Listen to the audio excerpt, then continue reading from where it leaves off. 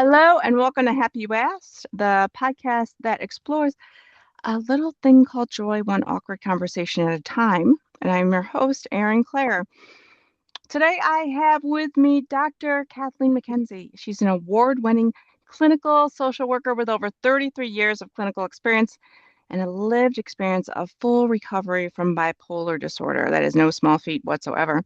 Dr. Mackenzie is a senior lecturer at Northeastern University and recently retired from a multicultural urban school district after 27 years of service. Congratulations and thank you. She currently operates a private practice in Southern Massachusetts and is the author of Exit Plan, Mapping a Way Out of the Youth Mental Health Crisis.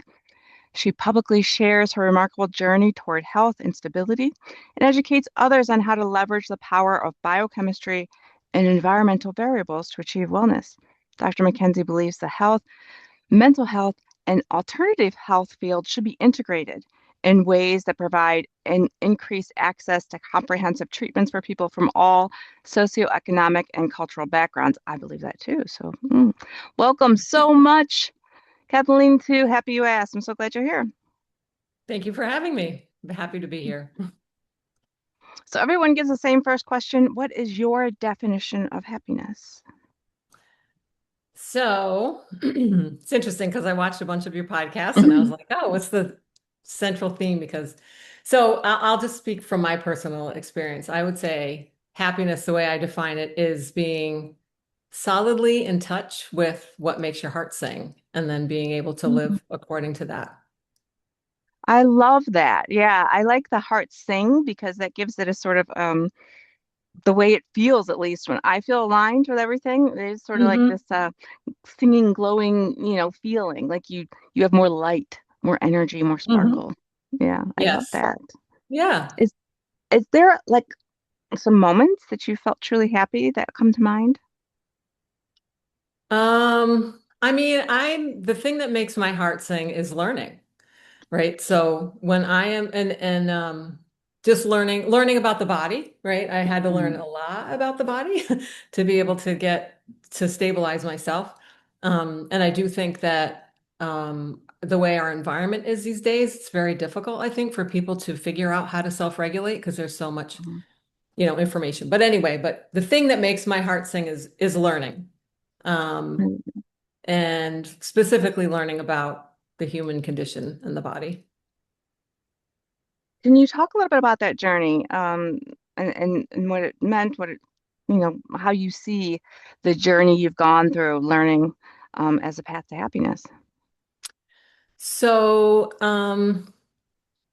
I think so it kind of the journey kind of started with a trauma, right? And so in dealing with that trauma, I really had to really start taking a good hard look at myself and realize that there was other things going on with me just besides the trauma. I think the trauma um, sort of put an exclamation point Mm. on what was happening already. But I had gone to therapy. I'd done a lot of things. I was actually hospitalized for a while. Then I went on medication, and then I went to school, and I was learning a lot about psychology, and then I was doing okay, but then when I really started practicing and I was doing like working overnights and things like that and working um, double sessions and stuff like that for double, sessions. I then had like a really major health crisis where basically I was like legally blind to drive. So my eyes. So I have very bad genes for eyes in my family. And so just that like double shift kind of stuff, really, and plus all the stress of just doing clinical work and working and doing trauma work and stuff like that, um, really set things, in a bad course for me. And I actually was like out on disability and, I couldn't drive, I couldn't see.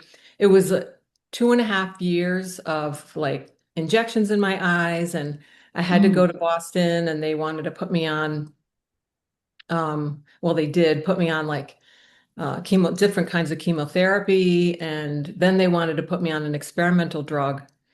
And, at this point, I had been out of work for a while, right? And it's interesting because this illness that I had in my eyes, the treatment that they were giving me gave me cataracts. So then that's what really compromised my vision.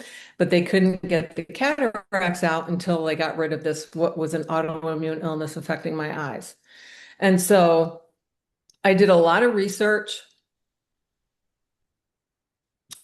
and um, you know, so multiple doctors visits and then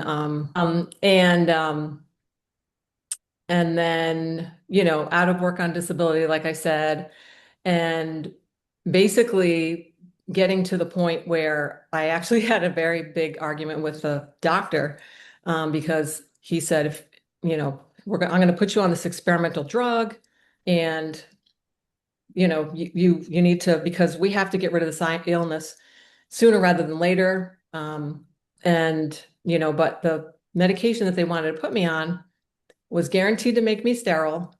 And he had no idea of like how much I had to take or how long. And so I was like, I don't know about this. So I did it for like maybe 6 weeks or something like that. There was no difference. And I said, you know what? I don't want to beeline down this road. I really want to see if there's other things. And so that really started me on really looking in to how the body functions. And so I had gone to actually the um, the library up at Mass Ioneer. I looked up every single solitary thing that I could on like psychoneuroimmunology and what types of things impact the body in terms of autoimmune illnesses and those types of things. And then I told the doctor, I said, I really want to try some other things. And we had a big argument. He said, you're going to go stone cold blind if you don't do what I say. Mm. And I left. I left the office. I made probably, I don't know, 50 phone calls to every naturopath, homeopath in the state of Massachusetts and Rhode Island. And I found one person who was familiar with the illness. And of course, by that time I was out on disability and didn't have a lot of money. And so, but I went to go see him. He said he was familiar with it. He recommended a bunch of tests for me. Um, and I said, okay, based on what I'm reading, I'll do this one test. You know, my levels were low. I went on supplements. By the time I found another eye doctor, I had been on these supplements for 10 days. I went to that new eye doctor and that illness was gone. This is after Wow. 2.5 years of fighting, like all kinds of things, injections in my eyes, chemotherapy, and experimental drugs, all that kind of stuff. And so I thought, wow, if it's something that if it was just something I was missing in my body and I gave it to it 10 days later, it took care of the problem.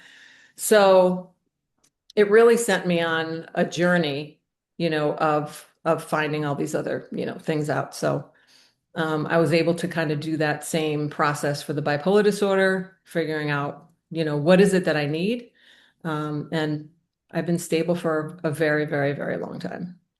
So, That's an incredible story. Wow. That was yeah. that, I was not prepared. I was like, I need popcorn and a drink and there's midway. What? Where we go? Where we go? Now she can't see. It's like we're off the prairie. I loved it. That was amazing. And what's interesting is that, the supplement story, it brought to mind my eldest who what when sophomore in high school came down with what we thought was mono, which right time thought, and then kept Mhm. going. And it kept going, and like the energy was still gone, and it was a long time. And the tests were coming back all sorts of which ways, didn't make any sense, right? Long story short, vitamin D, a supplement. The Yeah. D was Yes. low, took that vitamin D, and it's fine ever since. So long as the vitamin D stays in, just over the counter, Hmm. real easy, and then it all went away. And I was like,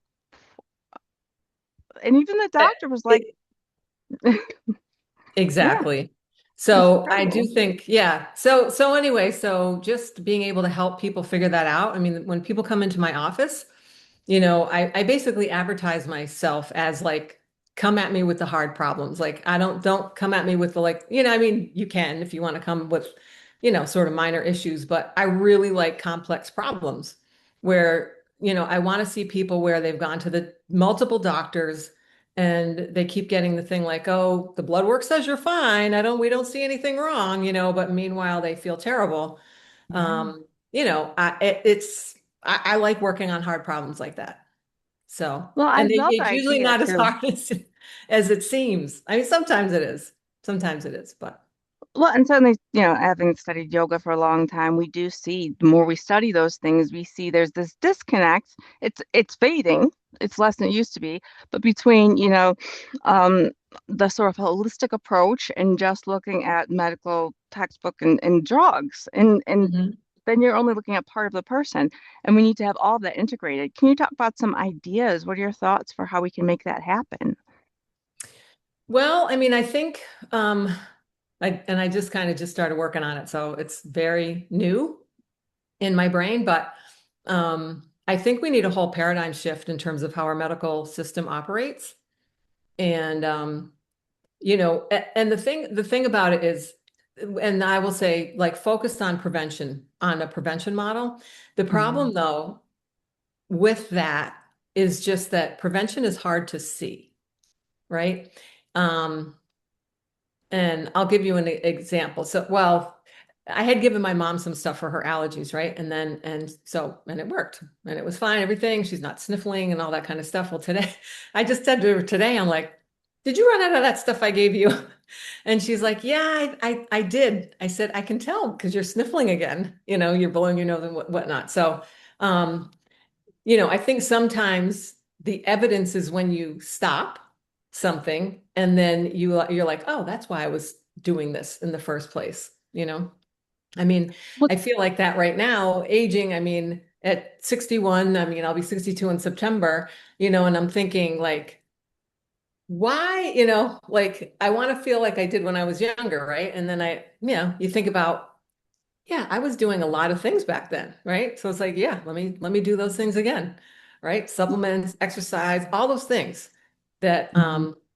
I did as prevention when I was younger, then you stop, life gets in the way, work gets in the way, and then you stop doing these things and then you go, oh, that's why that's why I was doing that. Why So I is that? can, Why do I feel so terrible? Oh, yeah, oh, oh. Same. This story, I know this story well. And it's like, well, you know what to do. You just gotta remember to you do it just got to do now. it. Yeah. Yeah. Well, what I love about this too, this idea of prevention versus treatment, is I spent a couple years studying Ayurveda. And that's the sister science of yoga. And it's about living in harmony with your time of your life, the seasons, things like that. What it really taught me, though, is the key to prevention is knowing yourself. Mm-hmm. And what that means is knowing what we look like in balance, what we feel like, meaning like Yes. what does our daily pattern look like when we're in balance? What does it feel like?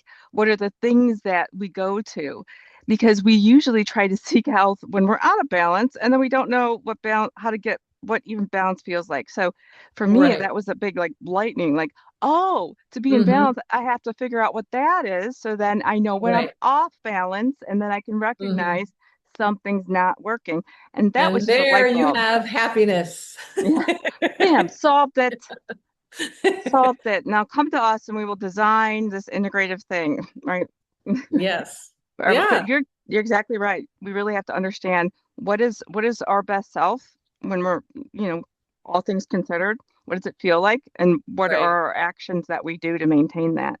And be it Right. supplements, food, movement, sleep, all work, all the things. Yeah, Yeah. 100%. And the thing I think that is very unfortunate, maybe, is that there's so much sort of generic advice out there. And they say, well, take this, probiotic or Mhm. take that or do this. But I have found, and this continues to be a challenge even in my house. So I have my parents living with me. My dad's got type 1 diabetes, and my mom's got type 2 diabetes. My dad has dementia and whatever. We've got a lot going on, right? Um, and between the diabetes, the lactose intolerance, the this, the that, right? It's like, okay, how do we A puzzle. find, yeah, how do we find the right ingredients, that's going to like work for everybody? And it really doesn't. Like last night I was making some sort of, desserty kind of a thing, and leaving this out of it for my mom and then, but putting this in for my dad because he needs these different things. So, um, and it's interesting because with my dad, so I put so we all started taking so I'll give you an example. We all started taking creatine at the same time. And I put my dad on creatine for the just to help with the dementia and the energy so I could get him moving around more. Um, but my mom, she blew up like a balloon on creatine. And I was Mm, like, you got to stop it. It's not a good thing for you. So for everything that's out there where they're saying, oh, this is the great new, I don't know, longevity thing or whatever health, thing that's going to make you all better. It just depends, right? Even fermented foods, mm, right? So fermented foods are not my mom's friend. She doesn't clear histamine very well from her body. So fermented foods are not really that great for her, right? We got to figure something else out. yeah. So it's just all those things that I think Yeah. Yeah. um, I hear that it's completely. so important for people to be in touch with their own bodies and what their own bodies need. Yeah. And even within Ayurveda, that's what got me thinking about that too. It's based on there's not one size fits all. There's Mm-mm. your unique composition. Mm-hmm. And so what works well for me may not work well for you. And even if without Ayurveda, you take that same thing, you apply it. Yes. M- My, genetic makeup's a little bit different. My environmental factors have been different. So the things that I need, they're related, but it's not a one size fits all when it comes to health. It's really not. It's much more complex the minute you start talking and really to people and really thinking about, okay, well, this works for me, but it won't work for you. But this will work Mm-hmm. for you, won't work for me. Right. And really knowing deeply like what is the what are the things, what is the little formula in our puzzle piece. And also that formula will change over time as our bodies It will change. change. Yes, it changes over Hmm. time with changes in hormones, changes in energy level, all of that kind of stuff, activity level, all that, aging. That's exactly right. It's Yeah, seasons, if you move, like seasons. what I need when I'm in Arkansas feels a little different than what I need when I'm in Massachusetts because those Mm-hmm. climates are really different. And my body says, hey, lady, you just Right. did a 50-degree temperature difference. So that too factors in and what the air is like there and the different, For you sure. know, yeah. And if you go I sort of outside a lot or not. Yeah, I sort of operate on the philosophy of things exist in an environment that supports it. And so if you've got Mm, something that you don't want, how is the environment supporting that in manifesting? And mm, how can you change things in the environment or make adaptations to yourself to adapt to the environment so that you can have the circumstances and the conditions that you want in your body? oh, that's a wonderful, much more complex way of putting it, Trey. It's almost as if you do this for a living. So, I do this for a living. yeah, Yes. yeah. I want to hear about this book, Exit Oh, Plan. Yeah, can you talk about what's that book about? yes. So that is all about environment. So here's the book. This is, Ooh, and I that's had beautiful. so Jody Barnett is the artist that did this. And she really nailed it. She did everything right as that I asked for, right? I wanted a well, I wanted the kid to be, you can't really tell if it's a boy or a girl, right? You can't tell the Mhm. gender. Um, and you know, I mean, it's just, and then I want the eggs, so that the kid can't really see the way out. And that's kind of Mm, how I picture what's going on with the kids right now is that they are so kind of drowning, I would say, in technology that they really have a huge challenge ahead of them in terms of being able to find that, really true self of like what's going on inside themselves, so mm, that they're able to self-regulate, and find joy and happiness in life. And so I talk about sort of the changes. So I basically, it's a three-part, it's written in three parts. I started writing it right when I decided to retire from the school system. It was a little bit of a termination process for me, of just wrapping up sort of everything that I've seen over the past 30, now it's 34 years with kids. So where I started, what it looked like. I started, doing crisis work and inpatient, psychiatric work. And then I went into the school department so I talk about the difference between those two environments and how things look differently, at least initially. And now we've, because of this crisis that's going on, schools are starting to look more like inpatient units, Mm. with what's going on. And I wasn't able to really talk about it as a public employee. But I'm watching this whole thing happen and I'm like, you know what? The, I think the general public, I don't know if they really know what's going on. Because it's easy to not see it at home because when kids are on their devices, they're quiet, they're compliant, you feel like they're safe, they're at home. And it's a very different thing going on in schools because kids can't pay attention because they're attached so much to devices. So now if you don't attach them to a device in school, they can't pay attention, they're all over the place, they can't self-regulate, Mhm. difficulty focusing, all of that. Things in real time just are too boring. And so I kind of explain the whole, I explain all of the science behind that and why that's happening with kids. And then I just talk about, and so I explain that. And then I talk about the importance of sleep and how a lot of the kids are coming in sleep deprived. So a lot of kids are coming in. I did a sleep study and I found that 97% of the kids, and I did it on over 1,000 kids, 97%, are sleep deprived. And what's happening is Yeah. so 70% of boys and 80% of girls go back online after the parents are in bed. And Mm. there's a lot of stuff that's very concerning, right? There's now, because they're online after hours when they probably shouldn't be online. If they get in trouble online, they're not necessarily gonna fess up and say that they were online. They might get in trouble, and and then they got like big problems on their hands, and then they don't really want to say anything. So so I have a chapter. So I sort of talk about this trajectory of how I've seen things change. And then I explain the science of it. And then I have a chapter for parents. I have a chapter for educators, and I hope you didn't hear that. And a chapter for legislators. So I do Mm. feel like we need to have changes, and I have a proposed legislation in the final chapter of what I think we need to do to just enforce better safety guidelines for kids, so that they are not victimized online, so they're not getting sleep deprived. And we've got a lot of kids who are just depressed, right? Feeling suicidal, and all those kind of things. And I've met many, many, many now, way too many parents, have been blindsided by this, where they say, "Oh my goodness, I've had to like hospitalize my daughter because all of a sudden she was suicidal, and we don't know what's going on. We have no idea what happened. There's no, identifiable stressor." And Mm. so I do write about like sleep deprivation can be the only stressor that can create feelings of suicidal ideation.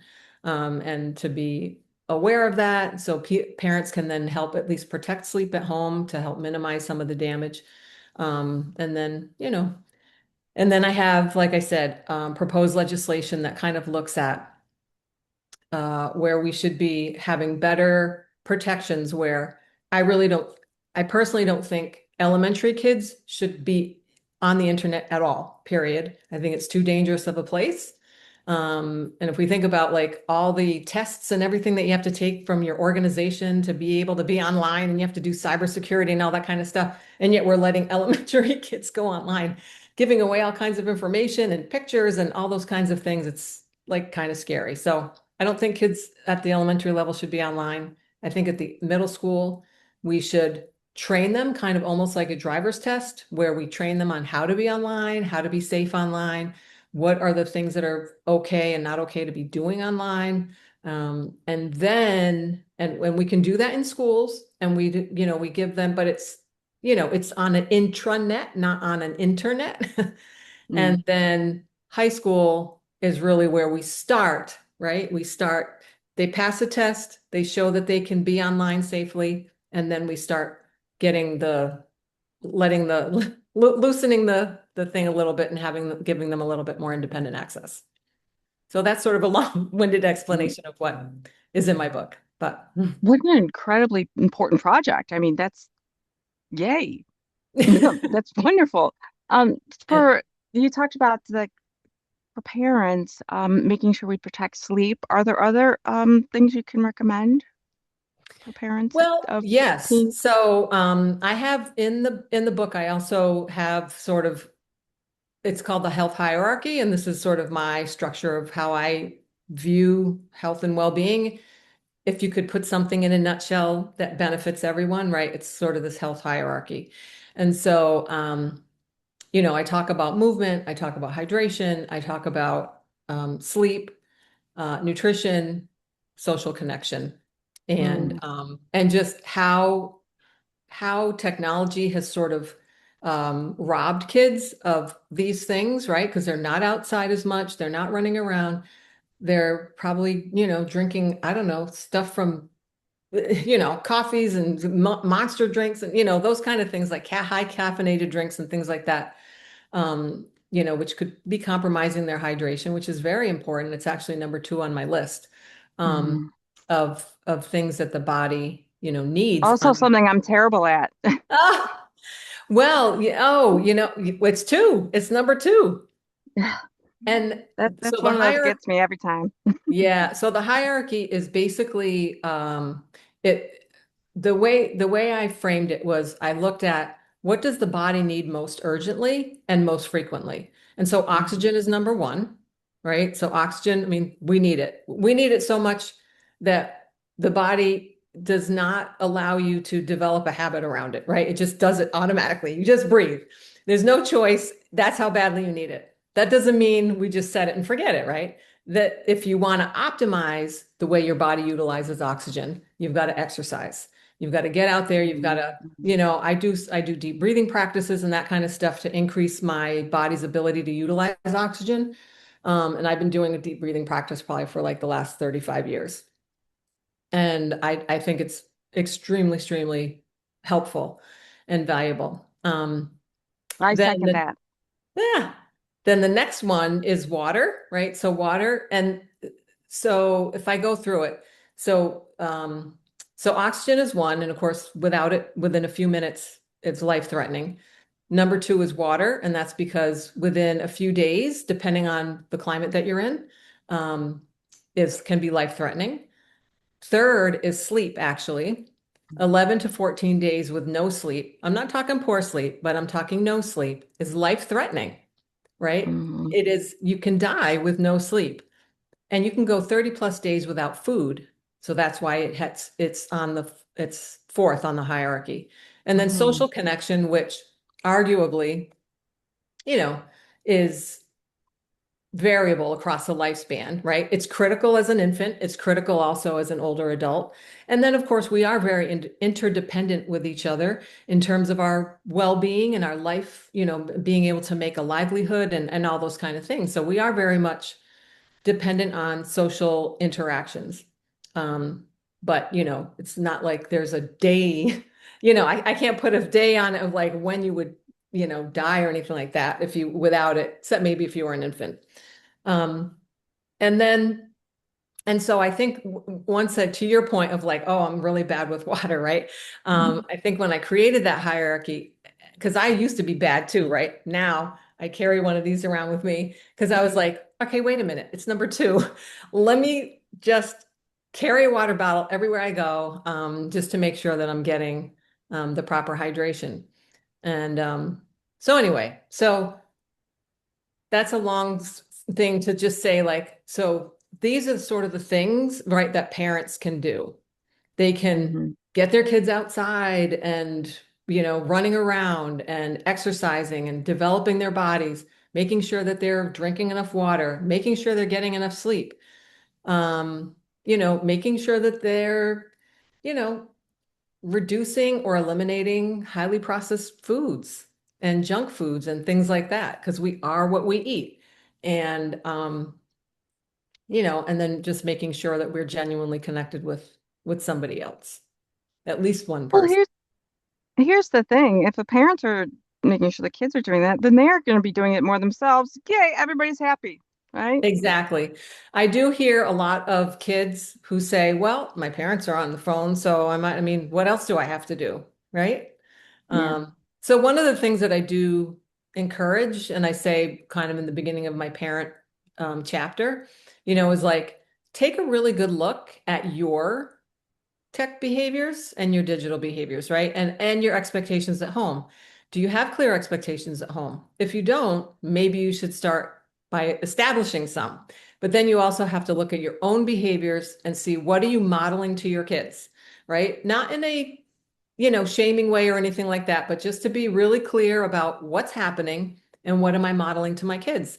And I know like anytime I went I'd go to my boyfriend's place, and this is now his son is now 18, but he was 5 when we first got together, and I'd be like, okay, we're shutting down. And he's like, you're shutting down too, right? Like, yep, I'm shutting down too, right? Everybody's shutting down at the same time. Um, so and things like no phones at the dinner table, right? Those kind of Hmm. things. Phone gets charged outside of the room, no electronics in the bedroom. If I had one thing, if I had one thing that I could recommend to parents, I would say no electronics in the bedroom. And the reason for that is Hmm. just because kids will go on it, period. They will. 70% of boys and 80% of girls. Do you want to take that risk that your kid is one of them and, you know, and not functioning as well as they could? I mean, there's a 40%, sleep deprivation can reduce like academic performance by 40%. That's the difference Hmm. between an A and an F, Hmm. right? So it's worth preserving, sleep. Yeah, and if it's a temptation for all of us, why have it Hmm. in there? Now, how do you Right. feel? I always Kindles are the one that gets me because I feel like reading is wonderful, but Hmm. the Kindle, does that count? And I'm always torn. It's a screen, yes, but does it count? Well, it depends on, I'm not really sure about it depends on the light coming off of Yeah. it. Yeah, Yeah, that's the the issue. newer ones don't have that blue light as much. They have it set, so it will Yeah. have the nighttime dims and things like Yeah, that. But so if it's the light really that is, and the other thing is like, what are you reading? yeah. So if you're reading something very intellectually stimulating, you know what I mean? That might not be the best thing to read before bed. I mean, I had to sort of shut it down recently because, again, now I'm now trying to start developing this prevention model, healthcare model, and really I'd love to see the whole healthcare system change. But I need to work on that in the morning. In the morning or during the day, not right before bedtime, because then forget it, then your mind's racing and all that. So it's like Yeah. relaxing. You got to do relaxing things So that, nighttime reading, fluff reading, things nighttime that, reading, yeah. fluff reading, nothing that's intellectually stimulating and then wants to, help you, especially Or if when you you're fall trying to, asleep in, midway through, it's fine. Nobody cares, right? It's fluff. yes, right. I love that. So this is such great advice. We're coming towards the end though, so I only have a couple more questions for you if you can believe Already? it. I know, I know. I'm learning so much. I'm still not over the story from the beginning. Um, this is incredible. First, so you have some great advice, like immediately get your stuff out of the room, set those, priorities, and if you do some of that, we make our baby steps, it's going to be great for everybody. Hmm. Is there other things that you would like advice you would like to give or hopes to our listeners or anything like Well, that? so one one of the things that I hear quite frequently is it's too late. It's too late for all that. Um, Mm. But I do write in my book just about sort of Malcolm Gladwell's the concept of tipping point. And so I do feel like if there are enough people out there that say, yeah, we really need to get kids to bed and have them be safe online and all of that, that we can, I mean, I think we have to use like the power of the purse basically, or, to say like, we want these Yeah. changes. And the reason why I'm appealing to the legislation is because right now the culture is the way it is, and so it's very difficult for parents right now because there are very few parents that I've met that are going to say, yeah, you're like the only teenager of your friends that's not going to have a cell phone, Yeah, right? I'll ostracize you and just you from Yeah, everything that your yeah. culture is doing. Yeah, Right. I get it. So it really involves a cultural shift, and I do think that the legislators need to step in and help parents and help educators. And then if we can change the laws and put a little bit more restriction around it, you know, I think it'll be beneficial in the long run. So I think parents and educators have to kind of do what they can, knowing that they're kind of fighting an uphill battle right now. But I think if we have enough collective sentiment and motivation and momentum to change the laws, you know, then we should try to do it. I mean, there's other countries that are doing it, and I think we're a little bit behind the eight ball. So I don't think we're out of line, to consider that. I am actually going to DC tomorrow to go talk to some legislators about it, to basically say we can have both. We can Mm, have we can have technological advances and child safety. And we should yeah. we should be looking to do both. 100%. And I think now is actually the right time in many ways because I've seen so many states doing legislation for schools around cell phone usage and, Hmm. understanding that this is a real problem. This isn't just, oh, I don't like new things. No, it's a real problem and we have to do Yeah. something about it. So I think people are looking for answers. They know there's Hmm. an issue, but they don't know the solution. And I think your solution is one that is very smart and viable. So fingers And I want to crossed. I want to live I want to live on a planet with happy people. Me So, too. Because yeah. honestly, people on their phones all the time, they're not happy. They're No. not. No. No. So It can be better. it's all in the spirit of improving the overall environment, social environment so that we can start enjoying each other better than And we I are. think the key is it's not taking away anything. It's just making the process healthier. Yes. Yeah. And I love that. I love that idea. And Mhm. my favorite question. You get a song to add to the Happy US playlist. What All song would right. you like? So I didn't look to see if this song is on your playlist, but the It song I doesn't matter love if it is. is As by Stevie Hmm. Wonder. It's not. So yay, it's all yours. As by Stevie Wonder.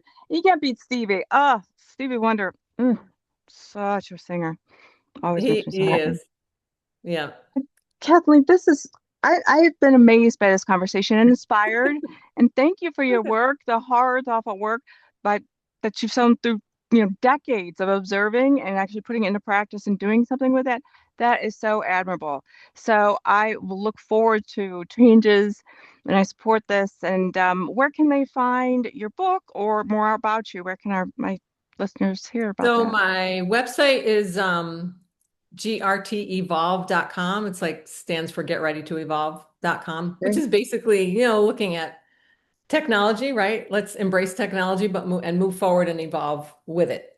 And then the book you can get, it's like you can order it through Barnes and Noble, Amazon. It's on like a lot of digital, it's on the ebook, it's in an ebook also, so you can get it in a lot of digital platforms. Awesome. And that's Exit Plan, mapping a way out of the youth mental health crisis. Yeah. Yeah. Kathleen, thank you so much for being on the podcast and for teaching all of us about better ways to do things based on research. I love it. That's why I do this. Thank you for having me. All right. And thank you everyone for listening, and we'll see you next time.